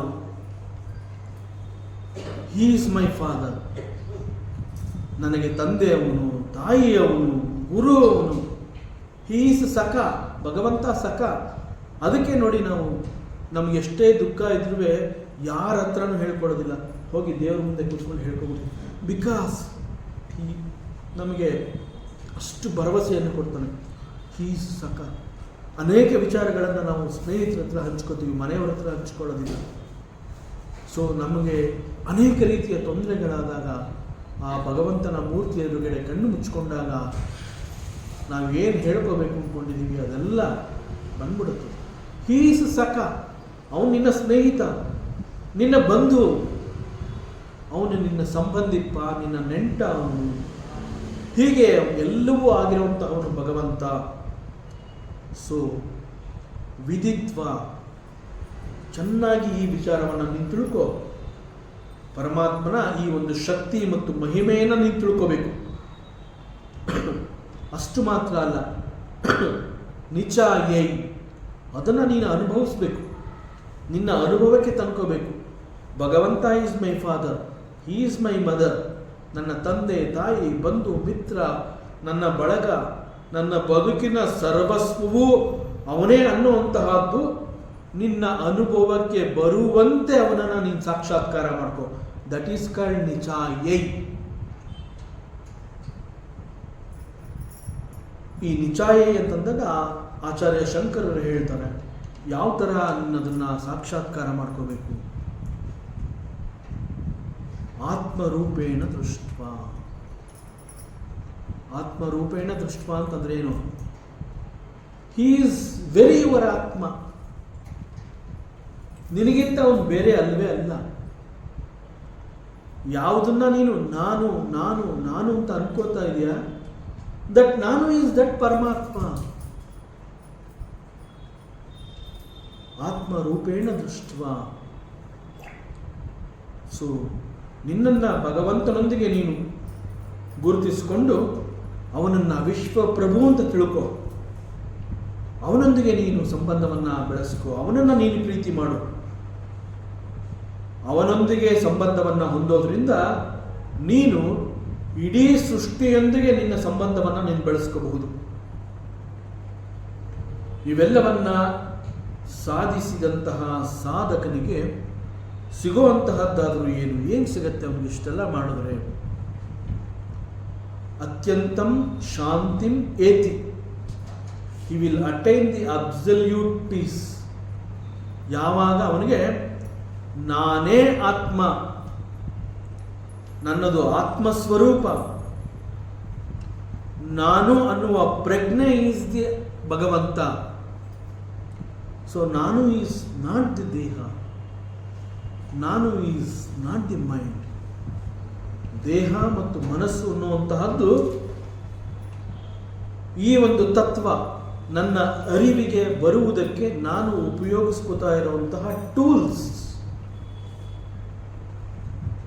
This mind and the body, they are the instruments again which is given to me by the Supreme Lord for me to experience the Atmodhara. ಇದು ನನ್ನ ಸಾಕ್ಷಾತ್ಕಾರ, ನನಗೆ ಇದು ಅನುಭವ ಆಗಬೇಕು. ಸೊ ಅಂತಹ ಯಾರಿಗೆ ಇಂತಹ ಒಂದು ಅನುಭವ ಆಗಿರುತ್ತೆ ಅವನಿಗೆ ಪರಮ ಶಾಂತಿ ಎನ್ನುವಂತಹದ್ದೇ ಸಿಗತ್ತೆ. ಸೊ ಇಲ್ಲಿ ಅಗ್ನಿವಿದ್ಯೆ ಬೇಕು ಅಂತಂದರೆ ಇಲ್ಲಿ ಉಪನಿಷತ್ ಕೊಡ್ತಾ ಇರುವಂತಹ ಸಂದೇಶ ಏನು ಅಂತಂದರೆ, you must practise this. Nachiketa ಅಗ್ನಿವಿದ್ಯೆಯನ್ನು ಇಸ್ಕೊಂಡ್ಬರ್ತಾನೆ, ಎಲ್ರಿಗೂ ಅದನ್ನು ಕೊಡ್ತೀನಿ ಲೋಕದಲ್ಲಿ ಅಂತ. ಅವನು ಅಗ್ನಿವಿದ್ಯೆಯನ್ನು ತರ್ತಾನೆ, ಬಟ್ ಅಗ್ನಿವಿದ್ಯೆ ನಿನಗೆ ಬೇಕು ಅನ್ನುವಂತಹದ್ದಾದರೆ you have to practise this. If you are qualified then you will get the ಅಗ್ನಿವಿದ್ಯೆ. ಬಟ್ ಇಲ್ಲಿ ಉಪನಿಷತ್ನಲ್ಲಿ ಅಗ್ನಿವಿದ್ಯೆ ಅಂತ ಹೇಳಿ ಇದನ್ನು ಈ ರೀತಿ ಪ್ರಾಕ್ಟೀಸ್ ಮಾಡುವ ಮೂಲಕ ಇದನ್ನು ಗಳಿಸ್ಕೋಬಹುದು ಅಂತ ಹೇಳಿದ್ರು ಕೂಡ ಎಂಟೈರ್ ಉಪನಿಷತ್ನಲ್ಲಿ ಯಾವ ಭಾಗದಲ್ಲೂ ಕೂಡ ಅಗ್ನಿವಿದ್ಯೆಯ ಯಜ್ಞದ ಕರ್ಮದ ಆಚರಣೆಯನ್ನು ಇದು ತಿಳಿಸಿಲ್ಲ. ಎಲ್ಲೂ ಕೂಡ ಅಗ್ನಿವಿದ್ಯೆ ಅನ್ನುವಂತಹದ್ದು ಒಂದು ಯಜ್ಞ, ಆ ಯಜ್ಞವನ್ನು ಹೇಗೆ ಮಾಡಬೇಕು ಅನ್ನುವಂತಹದ್ದು ಉಪನಿಷತ್ನಲ್ಲಿ ತಿಳಿಸಿಲ್ಲ. ಬಟ್ ಆಸ್ ಎ ಜ್ಞಾನ, ನಾಲೆಡ್ಜನ್ನು ಈ ಉಪನಿಷತ್ ಕೊಟ್ಟಿದೆ. ನಾಲೆಡ್ಜ್ ಅಬೌಟ್ ದಿಸ್ ಅಗ್ನಿವಿದ್ಯೆ ಈಸ್ ಎಕ್ಸ್ಪ್ಲೈನ್ಡ್ ಅಂಡ್ ಜ್ಞಾನ itself is very important. ಕರ್ಮ ಇನ್ನೂ ಗೊತ್ತಾಗಿಲ್ಲ, ಜ್ಞಾನ ಸಿಕ್ಕಿದೆ ಅಂಡ್ ಜ್ಞಾನ ಈಸ್ ಮುಖ್ಯ. ಅಗ್ನಿವಿದ್ಯೆಯ ಬಗ್ಗೆ ಜ್ಞಾನವನ್ನು ಗಳಿಸಿ ಆ ಜ್ಞಾನವನ್ನು ಲೈಫ್ನಲ್ಲಿ ಇಂಪ್ಲಿಮೆಂಟ್ ಮಾಡಿಕೊಂಡು ಅದನ್ನು ಪ್ರಾಕ್ಟೀಸ್ ಮಾಡಿದ್ರೆ that itself is the ಕರ್ಮ ಆಫ್ ದಿ ಅಗ್ನಿವಿದ್ಯೆ. ಸೊ ಅಗ್ನಿವಿದ್ಯೆಯ ಜ್ಞಾನವನ್ನು ಬದುಕಿನಲ್ಲಿ ನಾನು ಅಳವಡಿಸಿಕೊಂಡು ಅದನ್ನು ಇಂಪ್ಲಿಮೆಂಟ್ ಮಾಡ್ತಾ ಇದ್ದೀನಿ, ಅನುಷ್ಠಾನಕ್ಕೆ ತಂದಿದ್ದೀನಿ. I am practising it. ಅದು ಹೇಗೆ ಅಗ್ನಿವಿದ್ಯೆಯ ಕರ್ಮವ ಆಗತ್ತೆ ಅಂತಂದರೆ ಅಲ್ಲಿ ಆ ಜ್ಞಾನ ಅನೇಕಗಳನ್ನು ತಿಳಿಸ್ತಾ ಹೋಗುತ್ತೆ. You have to serve every one in this universe. ವಿಶ್ವದಲ್ಲಿ ಎಲ್ಲರ ಒಳಿತಿಗಾಗಿ ನೀನು ಕರ್ಮವನ್ನು ಮಾಡಬೇಕಾಗುತ್ತೆ. ದಟ್ ಈಸ್ ತ್ಯಾಗ ಬುದ್ಧಿ. ನೀನು ಮಾಡುವಂತಹ ಕರ್ಮ ಸರ್ವರ ಏಳಿಗೆಗಾಗಿ. ಅದು ಹೇಗೆ ಮಾಡಬೇಕು? ವಿತ್ ಕಾರುಣ್ಯ. ಕಾರುಣ್ಯ ಅಂತಂದರೆ ಅದನ್ನು ಹೇಗೆ ಅರ್ಥ ಮಾಡ್ಕೋಬೇಕು ಇಲ್ಲಿ? ಬಿಕಾಸ್ ನಾನು ಮಾಡುವಂತಹ ಕರ್ಮದಿಂದ ಅದು ಮತ್ತೊಬ್ಬನಿಗೆ ಉಪಯೋಗ ಆಗ್ತಾ ಇದೆ ಅಂತಂದಾಗ ಅಲ್ಲಿ ಅಹಂಕಾರ ಬರಬಾರ್ದು. ನಾನು ಮಾಡಿದ್ದಕ್ಕೆ ಅವನಿಗೆ ಒಳ್ಳೆಯದಾಗ್ತದೆ, ದಟ್ ಈಸ್ ಅಹಂಕಾರ. ಬಟ್ ಕರುಣೆ, ಅಲ್ಲಿ ಅವನು ನನಗೇನು ಅಲ್ಲಿ ಮತ್ತೊಬ್ಬ ಅಂತ ಕಾಣಿಸ್ತಾ ಇದ್ದಾನೆ, ಅವನು he is nothing but me, ನನ್ನದೇ ಮತ್ತೊಂದು ಸ್ವರೂಪ ಅವನಷ್ಟೇ. ಆದ್ದರಿಂದ ಅಲ್ಲಿ ಅಹಂಕಾರ ಪ್ರವೇಶ ಆಗುವುದಿಲ್ಲ. ಆಗ ಕಾರುಣ್ಯ, ನಂತರನೇ ಅವನುವೇ, ದಟ್ ಈಸ್ ಕರುಣೆ. ಸೊ ಎಲ್ಲರಿಗಾಗಿ ಬದುಕೋದು ಅಂತಂದರೆ ಈ ರೀತಿ. ದಿಸ್ ಈಸ್ ದಿ ಆ್ಯಕ್ಚುಯಲ್ ಕರ್ಮ ಪಾರ್ಟ್ ಆಫ್ ದಿ ಅಗ್ನಿವಿದ್ಯೆ. ಸೊ ಅಗ್ನಿವಿದ್ಯೆಯ ಬಗ್ಗೆ ಇಲ್ಲಿ ಎರಡು ಥರನೂ ಹೇಳ್ತಾರೆ ಆಚಾರ್ಯರು. ಅಗ್ನಿವಿದ್ಯೆಯ ಬಗ್ಗೆ ಜ್ಞಾನ ಇಲ್ಲದೆ ಹೋದರೆ ಈ ಒಂದು ಸರ್ವರ ಏಳಿಗೆಗಾಗಿ ಮಾಡುವಂತಹ ಕರ್ಮ ದಟ್ ಇಟ್ ಸೆಲ್ಫ್ ಈಸ್ ಅಗ್ನಿವಿದ್ಯೆಯ ಕರ್ಮ. So if you just perform certain karmas of the ಅಗ್ನಿವಿದ್ಯ, that will take you to the ಪರಮಾತ್ಮ. ಅಥವಾ ನನಗೆ ಕರ್ಮವೇ ಗೊತ್ತಾಗ್ತಾ ಇಲ್ಲ, ಕರ್ಮವನ್ನು ಮಾಡ್ತಾ ಇಲ್ಲ, ಐ ಆಮ್ ಫಾಲೋಯಿಂಗ್ ದಿ ಜ್ಞಾನ, again it is possible that you reach the ಭಗವಂತ. ಮಾಡುವಂತಹ ಕರ್ಮ ಸರ್ವರ ಏಳಿಗೆಗಾಗಿ ಅದು ತ್ಯಾಗ ಬುದ್ಧಿಯ ಕರ್ಮವನ್ನು ತಿಳಿಸುತ್ತೆ. ಅಗ್ನಿವಿದ್ಯೆಯ ಜ್ಞಾನ ಕೂಡ ಅದೇ ಹೇಳ್ತದೆ. ಅಗ್ನಿವಿದ್ಯೆಯನ್ನು ನೀನು ಮಾಡಬೇಕು ಅಂತಂದರೆ ನೀನು ಸರ್ವರ ಏಳಿಗೆಗಾಗಿ ದುಡಿ. ಸಿ ಇಲ್ಲಿ ಎಕ್ಸಾಕ್ಟ್ಲಿ ಇದು ಲಾಸ್ಟ್ ಎಪಿಸೋಡಲ್ಲಿ ಈ ಒಂದು ವಿಚಾರ ಬಂದಿತ್ತು. ಅಲ್ಲಿ ಏನಾಗಿದೆ ಅಂತಂದರೆ ಪರಮಾತ್ಮನನ್ನು ಅವರು ತ್ರಿಕರ್ಮಕೃತ ಅಂತ ಹೇಳಿರ್ತಾರೆ ಆಚಾರ್ಯರು. 3 ರೀತಿಯ ಕರ್ಮಗಳನ್ನು ನೀನು ಮಾಡಬೇಕು. ಯಾವುದು? ಒಂದು ಈಜ್ಯ, ಇನ್ನೊಂದು ಈಜ್ಯ ಅಂತಂದರೆ ಪರಮಾತ್ಮನನ್ನು ಪೂಜೆ ಮಾಡುವಂತಹದ್ದು, ಮತ್ತೊಂದು ಅಧ್ಯಯನ, ಶಾಸ್ತ್ರ ಗ್ರಂಥಗಳ ಅಧ್ಯಯನವನ್ನು ಮಾಡುವಂತಹದ್ದು, ಪ್ರತಿನಿತ್ಯದಲ್ಲಿ ಶಾಸ್ತ್ರ ಗ್ರಂಥವನ್ನು ಓದುವಂತಹದ್ದು, ದಟ್ ಈಸ್ ಅಧ್ಯಯನ. ಆ್ಯಂಡ್ ದಾನ. ದಾನ ಅಂತಂದರೆ ಹಂಚಿ ತಿನ್ನುವಂತಹದ್ದು, ಹಂಚುವ ಗುಣವನ್ನು ಬೆಳೆಸ್ಕೊಳ್ಳುವಂತಹದ್ದು. ಅದಕ್ಕೆ ಆಚಾರ್ಯರು ಕರ್ಮದ ಆಚರಣೆಯನ್ನು ಕೊಟ್ಟಿಲ್ಲ ಅಂತ ಹೇಳಿ ಭಾಷ್ಯವನ್ನು ಬರೀಬೇಕಾದ್ರೆ ಎಲ್ಲೂ ಕೂಡ ಕನ್ಫ್ಯೂಸ್ ಆಗಬಾರ್ದು ಅಂತ ಹೇಳಿ ತ್ರಿಕರ್ಮಕೃತ ಅನ್ನುವಂತಹದ್ದನ್ನು ಕೂಡ ಹೇಳೋರು. ಆ ತ್ರಿಕರ್ಮಕೃತ ಅನ್ನೋದರಲ್ಲಿ ಈ ಒಂದು ಈಜ್ಯ ಅಂತಂದರೆ ಭಗವಂತನ ಪೂಜೆ ಅನ್ನುವಂತಹದ್ದು ಮೇಲ್ನೋಟದ ಅರ್ಥವಾದರೂ ಕೂಡ ಭಗವಂತನ ಪೂಜೆ ಯಾವ ರೀತಿ ಅಂತಂದರೆ ಮತ್ತೊಬ್ಬನ ಶ್ರೇಯೋಭಿವೃದ್ಧಿಗಾಗಿ ದುಡಿಯುವಂತಹದ್ದು, ದಟ್ ಈಸ್ ಭಗವಂತನ ಪೂಜೆ. If you work for him, that is the ಭಗವಂತನ ಪೂಜೆ. ಜನಸೇವೆಯೇ ಜನಾರ್ದನ ಸೇವೆ, ಮನುಷ್ಯನ ಸೇವೆ ಮಾಧವ ಸೇವೆ ಅಂತ ನಾವೆಲ್ಲ ಏನು ಹೇಳ್ತೀವಿ, ಎಕ್ಸಾಕ್ಟ್ಲಿ ಲೈಕ್ ದಟ್. ಈಜ್ಯ ಅಂತಂದರೆ ನೀನು ಸರ್ವರ ಏಳಿಗೆಗಾಗಿ ನೀನು ದುಡಿ. So it will reach the ಭಗವಂತ. ಸೊ ಕರ್ಮ ಪೋರ್ಷನ್ ಇಲ್ಲಿ ಕೊಟ್ಟಿಲ್ಲದೆ ಇರೋದ್ರಿಂದ ತ್ರಿಕರ್ಮಕೃತ್ ಅನ್ನುವಂತಹದ್ದು ಒಂದು ವಿಚಾರವನ್ನು ನಮಗೆ ತಿಳಿಸಿ, ಸೊ ನಿನಗೆ ಜ್ಞಾನ ಸಿಗ್ತಾ ಇದೆ. ಜ್ಞಾನ is being well explained. So ಆ ಜ್ಞಾನವನ್ನು ಹಿಡ್ಕೊಂಡು ನೀನು ಅನುಸರಿಸು, you will come to the ಕರ್ಮ ಪೋರ್ಷನ್. ಆರ್ ತ್ರಿಕರ್ಮಕೃತ್ you do it, so that also you can reach the ಭಗವಂತ. ಹೀಗೆ ಈ ರೀತಿಯೆಲ್ಲ ನೀನು ಮಾಡಬಹುದು. ಮತ್ತು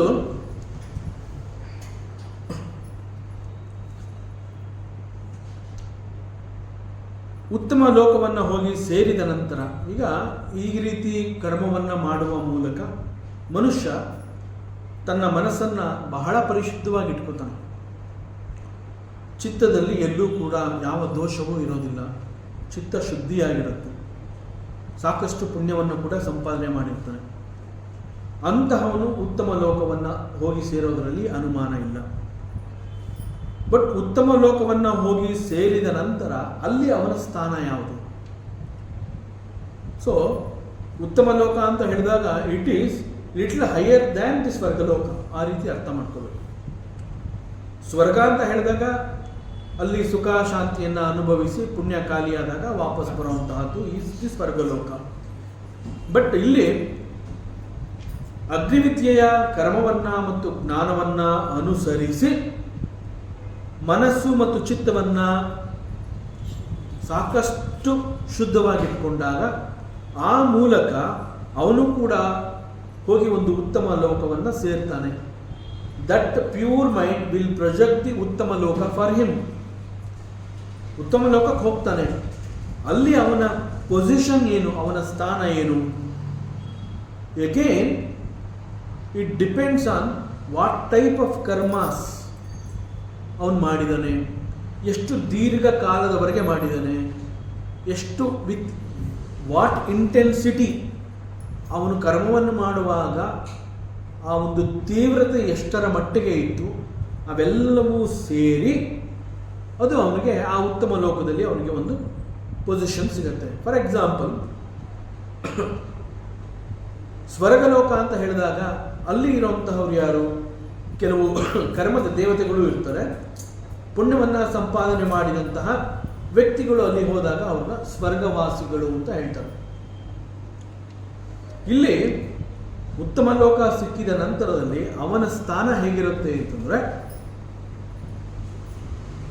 ಒಬ್ಬ ಸಾಧಕ, ನಾವು ಪ್ರಾರಂಭದಲ್ಲಿ ಸಾಧಕನಾಗುವುದಕ್ಕೂ ಮುಂಚೆ ಅವನನ್ನು ಒಬ್ಬ ಮನುಷ್ಯ ಅಥವಾ ವ್ಯಕ್ತಿ ಆರ್ ಎ ಜೀವ ಅನ್ನುವಂತೆ ನೋಡಿರ್ತೀವಿ. ಯಾವಾಗ ಒಂದು ಸಾಧನೆ ಅಂತ ಹೇಳಿ ಆಧ್ಯಾತ್ಮ ಈ ಒಂದು ಫೋರಮ್ಗೆ ಅವನು ಬರ್ತಾನೆ, ಆಧ್ಯಾತ್ಮತೆಗೆ ಅವನು ಬರ್ತಾನೆ, ಆಗ ಅಲ್ಲಿ ಮಾಡುವಂತಹ ಸಾಧನೆಯ ಮೂಲಕ ಹಂತ ಹಂತವಾಗಿ ಮೆಟ್ಲು ಏರ್ತಾ ಹೋಗ್ತಾನೆ. ಎಷ್ಟೆಷ್ಟು ದೊಡ್ಡ ಅವಕಾಶಗಳಿದೆ. ಪ್ರಾರಂಭದಲ್ಲಿ he was just an ordinary ಜೀವಾತ್ಮ, but the intensity of his ಕರ್ಮ, ದ ಇಂಟೆನ್ಸಿಟಿ ಆಫ್ ಹಿಸ್ ಆಚರಣೆ, ಆ ಮನಸ್ಸಿನ ಪರಿಶುದ್ಧತೆಗಾಗಿ ಅವನು ಅನುಸರಿಸಿದಂತಹ ಮಾರ್ಗಗಳು, ಇವೆಲ್ಲವೂ ಅವನನ್ನು ಎಷ್ಟು ಉತ್ತಮವನ್ನಾಗಿ ಮಾಡುತ್ತೆ ಅಂತಂದರೆ, ಉತ್ತಮ ಲೋಕದಲ್ಲಿ ಹೋಗಿ ಉತ್ತಮ ಲೋಕದ ವಾಸಿಯಾಗಿ ಅಲ್ಲಿ ಇರಬಹುದು. ಸ್ವರ್ಗವಾಸಿ ಅಂತ ಹೇಳಿ ಅಲ್ಲಿ ಸ್ವರ್ಗದಲ್ಲಿ ಇರ್ತಾರೆ. ಸೊ ಉತ್ತಮ ಲೋಕಕ್ಕೆ ಹೋದಾಗ ಉತ್ತಮ ಲೋಕದಲ್ಲಿ ಕೂಡ ಇವನು ವಾಸ ಮಾಡ್ತಾ ಇರುವಂತಹ ಒಬ್ಬ ವ್ಯಕ್ತಿ ಅಷ್ಟು ಮಾತ್ರ ಆಗಬಹುದು. ಅಥವಾ ಅದೊಂದು ಇಂದ್ರಲೋಕವೇ ಆಗಿದ್ದ ಪಕ್ಷದಲ್ಲಿ ಮುಂದಿನ ಇಂದ್ರ ಅವನಾಗಬಹುದು. ಅದಕ್ಕಿಂತ ಹೆಚ್ಚು ಪ್ಯೂರ್ ಮೈಂಡ್ ಅವನಾಗಿತ್ತು ಅಂತಂದ್ರೆ no doubt he will get the ಬ್ರಹ್ಮಲೋಕ. ಬ್ರಹ್ಮಲೋಕದಲ್ಲಿ again he can become the next Brahma. Next Brahma ಅವನೇ ಆಗ್ತಾನೆ ಅಂತಂದಾಗ ಅವನಿಗೆ ಸಿಗುವಂತಹ ಬೆನಿಫಿಟ್ ಏನು?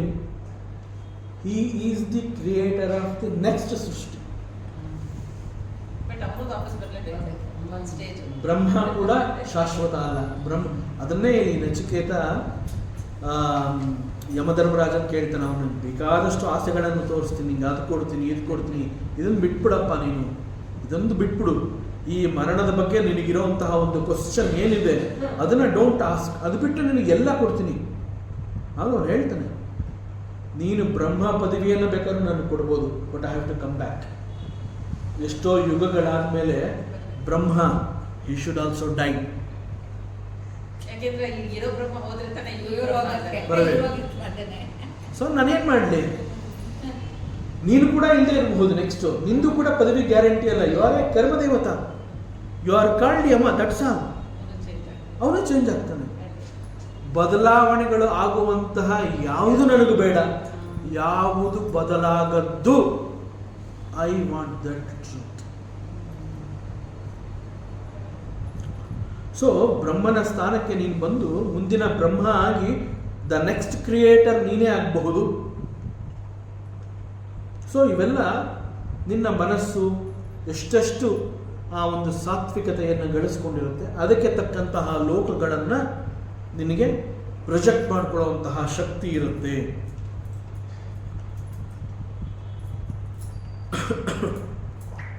ಸೊ ಅದರಿಂದ ಸಮಷ್ಟಿಯೊಂದಿಗೆ ಗುರುತಿಸಿಕೊಂಡ ಕಾರಣ ಎಲ್ಲರೂ ಅವನಿಗೆ ಸಮನಾಗಿ ಕಾಣ್ತಾರೆ. ಯಾವಾಗ ಸಾಧಕ ಉತ್ತಮವಾದ ಕೆಲಸವನ್ನು ಮಾಡಬೇಕು, ಮನಸ್ಸಿನ ಶುದ್ಧತೆಗಾಗಿ ಕೆಲಸವನ್ನು ಮಾಡ್ತೀನಿ ಅಂತಾನೆ, ಆಗ he identifies himself with the entire world. ವಿಶ್ವ ಪ್ರಜ್ಞೆಯೊಂದಿಗೆ ತನ್ನ ಪ್ರಜ್ಞೆಯನ್ನು ವಿಲೀನಗೊಳಿಸಿ ವಿಶ್ವ ಪ್ರಜ್ಞೆಯೊಂದಿಗೆ ಒಂದಾದಾಗ ವಿಶ್ವದಲ್ಲಿ ಅವರಿಗೆ ಎಲ್ಲರೂ ಸಮಾನರು ಅನ್ನುವಂತಹ ಸತ್ಯ ಗೊತ್ತಾಗುತ್ತೆ. ಅವನ ಕಣ್ಣಿಗೆ ಎಲ್ಲರೂ ಒಂದೇ ಅನ್ನುವಂತಹದ್ದು ಗೊತ್ತಾಗುತ್ತೆ. ಸೊ ಆದ್ದರಿಂದ ಸೇವೆ ಅಂತ ಬಂದಾಗ, ಕರ್ಮ ಅಂತ ಬಂದಾಗ, it is very easy for him. ನಾವು ಕಾಯೇನ ವಾಚ ಅನ್ನುವಂತಹದ್ದು ಜ್ಞಾಪಿಸ್ಕೊಳ್ಳೋದು ಬೇಡ. Because he has identifies himself with ವಿಶ್ವ ಪ್ರಜ್ಞೆ. ಫಾರ್ ಹಿಮ್ ಅಲ್ಲಿ ಆ ಎರಡನೇದು ಅನ್ನುವಂತಹದ್ದು ಇಲ್ಲದೆ ಇರೋದ್ರಿಂದ ಸೇವೆ ಆ್ಯಂಡ್ ಕರ್ಮ ಈಸ್ ವೆರಿ ಈಸಿ.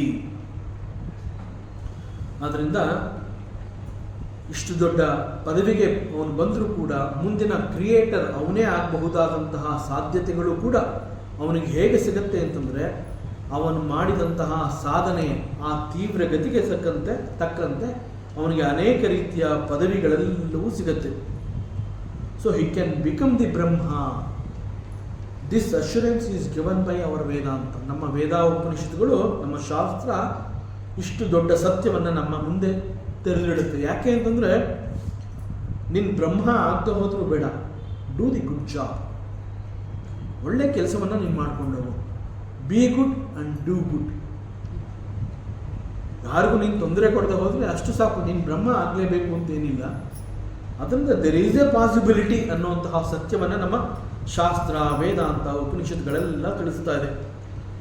ಸಾಧನೆ ಯಾಕೆ ಬೇಕು, ನಿರ್ಮಲವಾದ ಮನಸ್ಸನ್ನು ಯಾಕೆ ಹೊಂದಬೇಕು, ಒಂದು ಉತ್ತಮವಾದ ಕರ್ಮವನ್ನು ಯಾಕೆ ನಾನು ಮಾಡಬೇಕು ಅನ್ನುವಂತಹ ಪ್ರಶ್ನೆಗಳಿಗೆ ನಮ್ಮ ವೇದಾಂತ ಕೊಡ್ತಾ ಇರುವಂತಹ ಉತ್ತರ, ಎ ಜೀವ can become Brahma.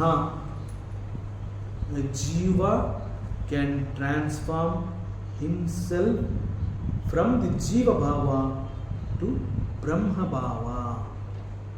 So it is possible. And this Brahma, he becomes responsible for the next ಸೃಷ್ಟಿ.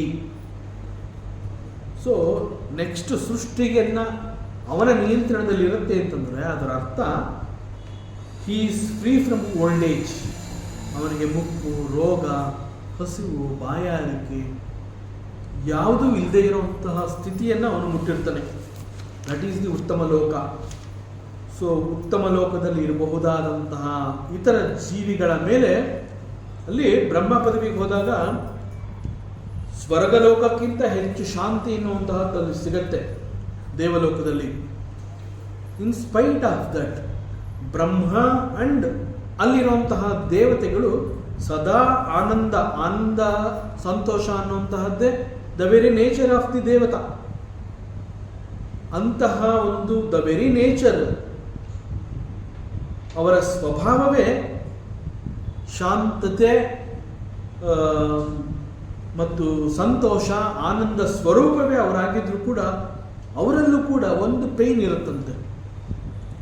ಯಾವುದದು ಪೇಯ್ನ್ ಅಂತಂದರೆ, ಆ ಉತ್ತಮ ಲೋಕದಿಂದ ಈ ಭೂಲೋಕವನ್ನು ಅವರು ದೃಷ್ಟಿಸಿ ನೋಡಿದಾಗ ಇಲ್ಲಿ ಅನೇಕ ಜೀವಿಗಳು ಬಹಳ ಕಷ್ಟದಿಂದ ಒದ್ದಾಡ್ತಾ ಇರ್ತಾರೆ. ಆ ಒದ್ದಾಡ್ತಾ ಇರುವಂತಹದ್ದನ್ನು ನೋಡಕ್ಕೆ ಆಗದೇ ಇರುವಂತಹ ಪೇಯ್ನನ್ನು ಅವರು ಅನುಭವಿಸ್ತಾರಂತೆ. That is the only pain there in the ಬ್ರಹ್ಮಲೋಕ ಆರ್ ದೇವತಾ ಲೋಕ. ದೇವತೆಗಳ ಲೋಕದಲ್ಲಿ ಪೇಯ್ನ್ ಅನ್ನುವಂತಹದ್ದೇ ಇಲ್ಲ. ಇರುವಂತಹ ಒಂದೇ ಒಂದು ಪೇಯ್ನ್ ಏನು ಅಂತಂದರೆ, ಭೂಲೋಕದಲ್ಲಿ ಪಾಪ ಜೀವಿಗಳು ಎಷ್ಟೊಂದು ಕಷ್ಟಪಡ್ತಾ ಇದ್ದಾರಲ್ಲ ಅನ್ನುವಂತಹ ಒಂದು ಕಾರುಣ್ಯ ನೋಟವೇ ಅವರ ಪೇಯ್ನ್ ಆಗಿರುತ್ತೆ. ಆದ್ದರಿಂದ ದೇವತೆ ಅಂತಂದಾಗ ನೋ ದೇವತೆ, ಯಾವ ದೇವತೆಗೂ ಕೂಡ ನಾನು ಕಷ್ಟಪಡುವಂತಹದ್ದು, ನಾನು ನೋವನ್ನು ಅನುಭವಿಸುವಂತಹದ್ದು ಇಷ್ಟ ಇಲ್ಲ. ಆದರೆ ನಮ್ಮನ್ನು ನಾವು ಸಮಾಧಾನ ಮಾಡ್ಕೊಳ್ಳೋಕೆ ಆಗದೇ ಇದ್ದಾಗ ನಾವು ಕೇಳುವಂತಹ ಮೊದಲನೇ ಪ್ರಶ್ನೆ, ಪರಮಾತ್ಮ ನನಗೆ ಯಾಕಪ್ಪ ಇಂತಹ ಕಷ್ಟವನ್ನು ಕೊಟ್ಟಿದ್ಯಾ, ನಿನಗೇನು ಸಿಗತ್ತೆ ಅಂತ ಕೇಳ್ತೀವಿ. But no God, he likes that I am suffering. ನಾನು ತೊಂದರೆಯಲ್ಲಿದ್ದೀನಿ, ನಾನು ಕಷ್ಟಪಡ್ತಾ ಇದ್ದೀನಿ ಅನ್ನುವಂತಹದ್ದು ಯಾವ ದೇವತೆಗೂ ಕೂಡ ಇಷ್ಟ ಆಗೋದಿಲ್ಲ. ಸೊ ದ ಓನ್ಲಿ ಪೇಯ್ನ್ ಇನ್ ಬ್ರಹ್ಮಲೋಕ ಅಂತಂದರೆ, ಭೂಲೋಕದಲ್ಲಿ ಜೀವಿಗಳು ಅಜ್ಞಾನದ ಕಾರಣದಿಂದ ಅನೇಕ ರೀತಿಯ ತೊಂದರೆಗಳನ್ನು ಅನುಭವಿಸ್ತಾ ಇದ್ದಾರೆ. All of them should get ಮೋಕ್ಷ. ಅವರೆಲ್ಲರಿಗೂ ಕೂಡ ಬಿಡುಗಡೆ ಬೇಕಪ್ಪ. ಆ ಬಿಡುಗಡೆಗೆ ಬೇಕಾದಂತಹ ವ್ಯವಸ್ಥೆಯನ್ನು ನಾವು ಮಾಡೋಣ ಅಂತ ಅವರೆಲ್ಲ ತುದಿಗಾಲಲ್ಲಿ ನಿಂತಿರ್ತಾರೆ. ಅದಕ್ಕೆ ಅನುಭವಿಗಳು, ಮನೆಯಲ್ಲಿ ದೊಡ್ಡವರು, ಒಬ್ಬ ಗುರು ಎಲ್ಲ ಏನು ಹೇಳ್ತಾರೆ ಅಂತಂದರೆ, ನೋಡಪ್ಪ ನಿನ್ನ ಪ್ರಯತ್ನ ಹೇಗಿರಬೇಕು ಅಂದರೆ, ನೀನು ಒಂದು ಹೆಜ್ಜೆ ನೀನು ಮುಂದೆ ಇಡೋ, 10 ಹೆಜ್ಜೆ ಭಗವಂತ ನೀನು ಹಿಂದೆ ಬರ್ತಾನೆ ಅಂತ ಹೇಳ್ತಾರೆ. ಯಾಕೆ ಅಂತಂದರೆ, ನಾನು ಕಷ್ಟಪಡುವಂತಹದ್ದು ಯಾವ ದೇವರಿಗೂ ಕೂಡ ಇಷ್ಟ ಇಲ್ಲ. ಅದು ಯು ಹ್ಯಾವ್ ಟು ಬಿಲೀವ್. ನಮಗೆ ಪರಮಾತ್ಮ ಅಂತಂದಾಗ ಅಂತಹ ಒಂದು ಶ್ರದ್ಧೆ ಇರಬೇಕು, ಅಷ್ಟೊಂದು ಭಕ್ತಿ ಇರಬೇಕು.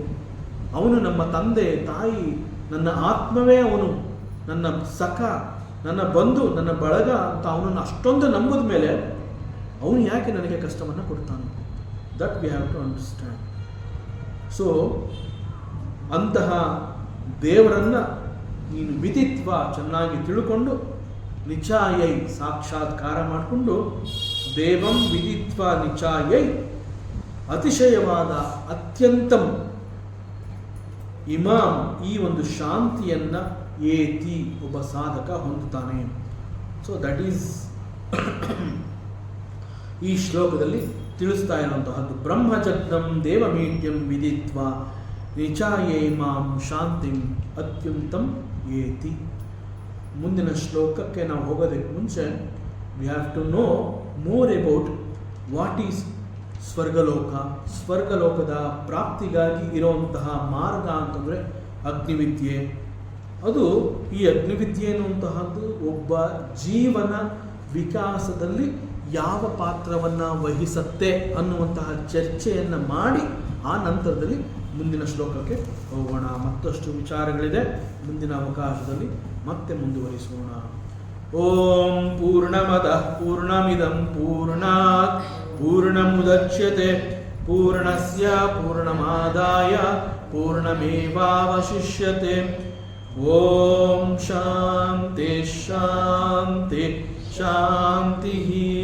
ಹರಿ ಓಂ ಶ್ರೀ ಗುರುಭ್ಯೋ ನಮಃ. ಹರಿ ಓಂ. ಈ ದಿನದ ಪ್ರವಚನ ಸೇವೆಯನ್ನು ಸದ್ಗುರು ಶ್ರೀ ಚಿಕ್ಕಲಿಂಗಣ್ಣನವರ ಪಾದಚರಣೆಗಳಲ್ಲಿ ಅತ್ಯಂತ ಭಕ್ತಿಯಿಂದ ಶ್ರದ್ಧೆಯಿಂದ ಅರ್ಪಿಸೋಣ. ಶ್ರೀ ಕೃಷ್ಣಾರ್ಪಣಮಸ್ತು.